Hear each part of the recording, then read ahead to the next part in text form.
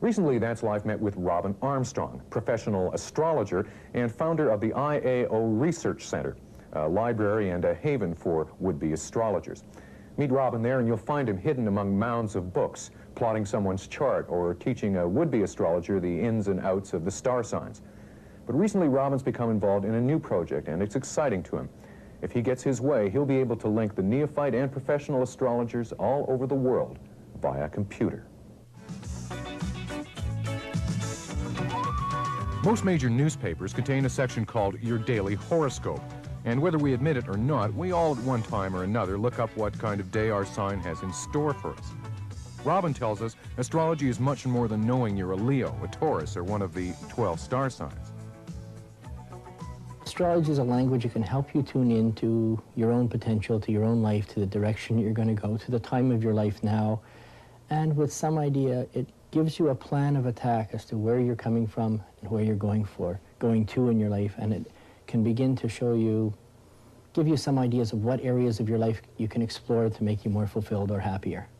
I sort of inched my way in the back door. I had a lot of mystical and inner experiences first. And then the first time I consciously thought about it seriously, a fellow in California, in Berkeley, had done a chart for me. We just happened to meet, and he did a chart. He sat down, he talked to me about a chart, and he gave a book to me. And from that time on, it was about 18 hours a day for the next 2 years. I just couldn't stop. It just connected like it was something I already knew. I just studied from that point on, but I more or less am self-taught. That first chart opened the floodgates to an insatiable craving for more information. Robin traveled the world gathering knowledge about the zodiac and astrological occurrences. He has done charts on many prominent people, but isn't at liberty to discuss private readings. We asked him what information he needs before doing someone's chart. I need to know the place a person's born at, the date, the time, as close as you can get it. If you can get it to the minute, that's great. Most of us know it within 5-10 minutes. Usually we don't, but since the Second World War, times have been kept much more accurately, and it's a lot easier to access. But usually I need the time, the place, and that's what I go from. I calculate the chart, and then I make the observations from the chart as to the potentials of that person. I also talk to the person to see if they're living up to their potentials. That's an observation. And based on that, we start communicating to see what more could be done. Robin's respect for the computer's speed and accuracy is shared by many. Because of this, he is committed to setting up a worldwide computer network.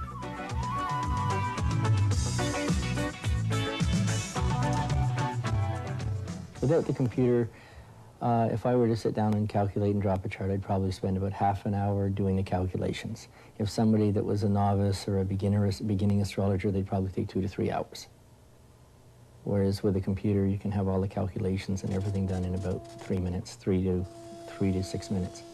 Computers were made for astrology because the astrologer has so many calculations to make. We have to calculate the planets, the orbits of the planets, the positions of the planets at the day a person's born, at the time the person's born at. We have to calculate the sundial for the moment a person's born at. And from all of these calculations, once we have those, we have to calculate the angular relationship between each planet. And that's for any individual chart. If we then start comparing it to now, or to the date that you're doing a person's chart for, you have to do all those calculations again and compare the two to each other. And it takes quite a number of calculations, which alienate a lot of people from the study of astrology. However, a computer can do it in a couple of minutes with accuracy without any human error in it. Astrology has been around for centuries, but it's always been a time-consuming task.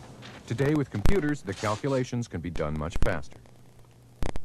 With the computer network, we're collecting on computer the names and addresses of all the astrologers, astrology organizations, and stores and outlets around the world. And we're also, of course, putting the whole library onto the computer, all the books, all the materials, all the articles onto the computer. We're setting up a modem system so people can phone in via computer from anywhere around the world to connect to find out what's in it, what's here, what's in the library, to leave messages to one another.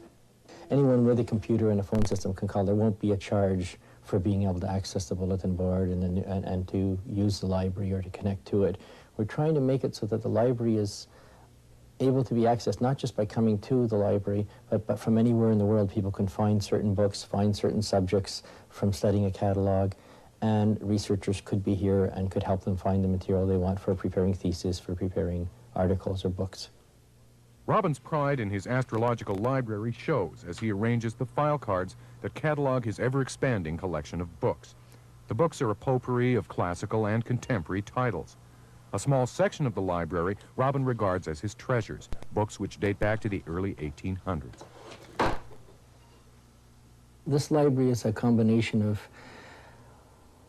well, of many, many books that aren't usually in your normal libraries. You may find a few of them, but there's a collection of about 10,000 books on anything that normally doesn't fit into the regular library system. We have maybe a third of the library is astrology books and astrology-related books, birth information, lists of planets' positions for 5,000 to 6,000 years, where planets were on a daily basis, when people were born. There's books on everything from UFOs to ESP to religions to yogas, and it's accessible and organized in a way that approaches all of these fields as languages that we can study to help develop our own potential or understand ourselves more. The astrological calendar is ever-changing, just as the seasons change from one year to another. During the 60s, the musical Hair told us about the dawning of the age of Aquarius. We asked Robin what sign the world is guided by today, 2 decades after the 1960s. There's a lot of modern popularity about the age of Aquarius beginning. In fact, we're not in the age of Aquarius for about, 3 to 5, at least about 400 or 500 years from now will be when the age of Aquarius actually begins. And there's a technical thing that happens called the precession of the equinoxes. So when the first day of spring, that first moment when the sun goes into Aries occurs, with the first start of Aquarius, right there, that's when it's the age of Aquarius. And unfortunately, that phenomena doesn't happen for another 400 or 500 years. What really, we're still very much in the age of Pisces, in the age of belief, in the age of Catholicism, in the age of belief systems. Not quite as much in the age of knowledge as we would like to, as I would like to think we are. You know, even science today is more of a brotherhood and a network of reinforcing Darwinian theories. It's not so much a clear-cut knowledge that everyone is well informed. We're just beginning to merge onto the threshold of the information age. And computers will bring in the potential of the Aquarian age, but it's going to grow for another 300 or 400 years before we're really in it.